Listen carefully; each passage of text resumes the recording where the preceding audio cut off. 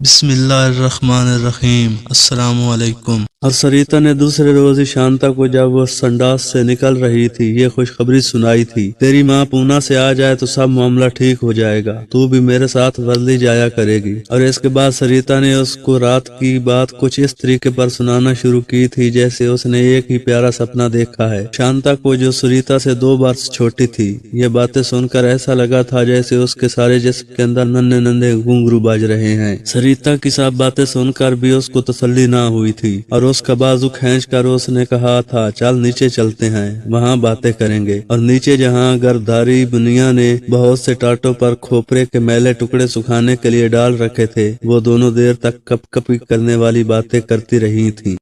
اس وقت بھی جب کہ سریتا دھوتی کے پردے کے پیچھے نیلی جارجٹ کی ساڑی پہن رہی تھی، کپڑے کے ماس ہی سے اس کے بدن پر گدگدی ہو رہی تھی اور موٹر کی سیر کا خیال اس کے دماغ میں پرندوں کی سی پھڑپڑاہٹیں پیدا کر رہا تھا۔ اب کی بار سیٹھ کیسا ہوگا اور اسے کہاں لے جائے گا، یہ اور اسی قسم کے اور سوال ان کے دماغ میں نہیں آ رہے تھے۔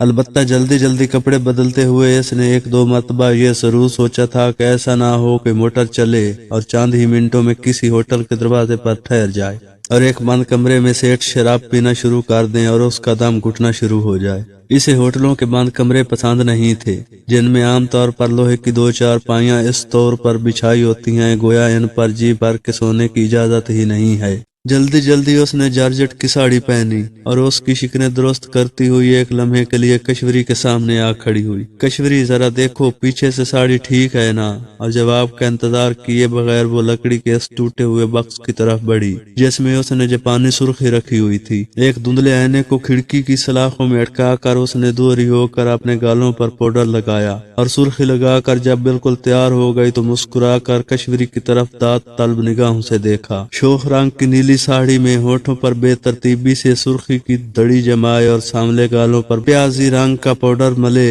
وہ مٹی کا ایک ایسا کھلونا معلوم ہوئی جو دیوالی پر کھلونے بیچنے والوں کی دکان میں سب سے زیادہ نمایاں دکھائی دیا کرتا ہے۔ اتنے میں اس کی ماں آ گئی۔ اس نے جلدی جلدی سریتا کے بال درست کیے اور کہا، دیکھو بیٹا، اچھی اچھی باتیں کرنا اور جو کچھ وہ کہیں مان لینا۔ یہ سیٹھ جو آئے ہیں نا بڑے آدمی ہیں، موٹر ان کی اپنی ہے۔ پھر کشوری سے مخاطب ہو کر کہا، اب تو جلدی سے لے جا اسے، بیچارے کب کے کھڑے راہ دیکھ رہے ہوں گے۔ باہر بڑے بازار میں جہاں ایک کارخانے کی لمبی دیوار دور دور تک چلی گئی ہے، ایک پیلے رنگ کی موٹر یہاں پیشاب کرنا منع ہے کہ چھوٹے سے بورڈ کے پہلو میں کھڑی تھی اور 3 حیدرآبادی نوجوان اپنی اپنی ناک پر رومال رکھے کشوری کا انتظار کر رہے تھے۔ وہ موٹر آگے لے جاتے مگر مصیبت یہ ہے کہ دیوار دور تک چلی گئی تھی اور اس کے ساتھ ہی پیشاب کا سلسلہ بھی۔ جب گلی کے موڑ سے اس نوجوان کو جو موٹر کا ہینڈل تھامے بیٹھا تھا کشوری نظر آیا تو اس نے اپنے باقی 2 ساتھیوں سے کہا، لو بھائی آ گئے، یہ ہے کشوری۔ اس نے موٹر کی طرف نگاہیں جمائے رکھی، ارے یہ تو بالکل ہی چھوٹی لڑکی ہے، ذرا تم بھی دیکھو نا، ارے بھائی وہ نیلی ساڑی میں۔ جب کشوری اور سریتا دونوں موٹر کے پاس آ گئے تو پچھلی سیٹ پر جو 2 نوجوان بیٹھے تھے انہوں نے درمیان میں سے اپنے ہیٹ وغیرہ اٹھا لیے اور جگہ خالی کر دی۔ کشوری نے آگے بڑھ کر موٹر کے پچھلے حصے کا دروازہ کھولا اور پھرتی سے سریتا کو اندر داخل کر دیا۔ دروازہ بند کر کے کشوری نے اس نوجوان سے جو موٹر کا ہینڈل تھامے تھا کہا، معاف کیجیے گا دیر ہو گئی، یہ باہر اپنی کسی سہیلی کے پاس گئی ہوئی تھی تو۔ نوجوان نے مڑ کر سریتا کی طرف دیکھا اور کشوری سے کہا، ٹھیک ہے لیکن دیکھو۔ سرک کر موٹر کی کھڑکی میں سے اس نے اپنا سر باہر نکالا اور ہولے سے کشوری کے کان میں کہا، شور وور تو نہیں مچائے گی؟ کشوری نے اس کے جواب میں اپنے سینے پر ہاتھ رکھ کر کہا، سیٹھ آپ مجھ پر بھروسہ رکھیے۔ یہ سن کر اس نوجوان نے جیب میں سے 2 روپے نکالے اور کشوری کے ہاتھ میں تھما دیے، جاؤ عیش کرو۔ کشوری نے سلام کیا اور موٹر سٹارٹ ہوئی۔ شام کے 5 بجے تھے۔ بمبئی کے بازاروں پر گاڑیاں، بسوں اور لوگوں کی آمد و رفت بہت زیادہ تھی۔ سریتا خاموشی سے 2 آدمیوں کے بیچ میں دبکی بیٹھی رہی، بار بار اپنی رانوں کو جوڑ کر اوپر ہاتھ رکھ دیتی اور کچھ کہتے کہتے خاموش ہو جاتی۔ وہ دراصل موٹر چلانے والے نوجوان سے کہنا چاہتی تھی، سیٹھ جلدی جلدی موٹر چلاؤ، میرا تو یوں دم گھٹ جائے گا۔ بہت دیر تک موٹر میں کسی نے ایک دوسرے سے بات نہ کی۔ मोटर वाला मोटर चलाता रहा और पिछली सीट पर दोनों हैदराबादी नौजवान अपनी अचकनों में वो इज़्तिराब छुपाते रहे जो पहली दफा एक नौजवान लड़की को बिल्कुल अपने पास देखकर उन्हें महसूस हो रहा था। ऐसी नौजवान लड़की जो कुछ अरसे के लिए इनकी अपनी थी, यानी जिससे वो बिला खौफ व खतर छेड़छाड़ कर सकते थे। वो नौजवान जो मोटर चला रहा था 2 बरस से बम्बई में क़याम पजीर था और सरिता जैसी कई लड़कियां दिन के उजाले और रात के अंधेरे में देख चुका था। उसकी पीली मोटर में मुख्तलिफ रंगो नस्ल की छोकरियां दाखिल हो चुकी थीं, इसलिए इसे कोई खास बेचैनी महसूस नहीं हो रही थी। हैदराबाद से इसके 2 दोस्त आए थे, इनमें से एक जिसका नाम शहाब था, जो बम्बई में पूरी तरह सैर तफरीह करना चाहता था। इसलिए कफायत ने यानी मोटर के मालिक ने अजरा दोस्त नवाजी कश्वरी के जरिया से सरिता का इंतजाम कर दिया था।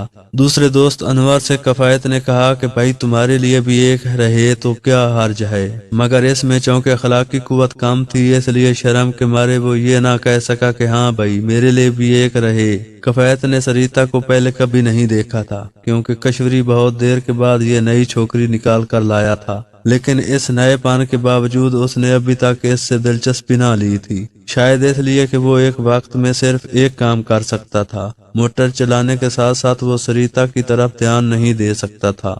जब शहर खत्म हो गया और मोटर मज़ाफात की सड़क पर चलने लगी तो सरिता उछल पड़ी। वो दबाव जो अब तक उसने अपने ऊपर डाल रखा था ठंडी हवा के झोंकों और उड़ती हुई मोटर ने एकदम उठा दिया और सरिता के अंदर बिजलियां सी दौड़ गईं। वो सरतपा हरकत बन गई, उसकी टांगें थड़कने लगी, बाजू नाचने लगे, उंगलियां कपकपाने लगी और वो अपने दोनों तरफ भागते हुए दरख्तों को दौड़ती हुई निगाहों से देखने लगी। अब अनवर और शहाब आराम महसूस कर रहे थे। शहाब ने जो सरिता पर अपना हक समझता था अब हौले से अपना बाजू उसकी कमर में हायल करना चाहा। एकदम सरिता की एक गुदगुदी उठी, तड़प कर वो अनवर पर जा गिरी और पीली मोटर की खिड़कियों में से दूर तक सरिता की हंसी बहती गई। शहाब ने जब एक बार फिर उसकी कमर की तरफ हाथ बढ़ाया तो सरिता दोहरी हो गई और हंसते हंसते उसका बुरा हाल हो गया। अनवर एक कोने में दबका रहा और मुंह में थूक पैदा करने की कोशिश करता रहा।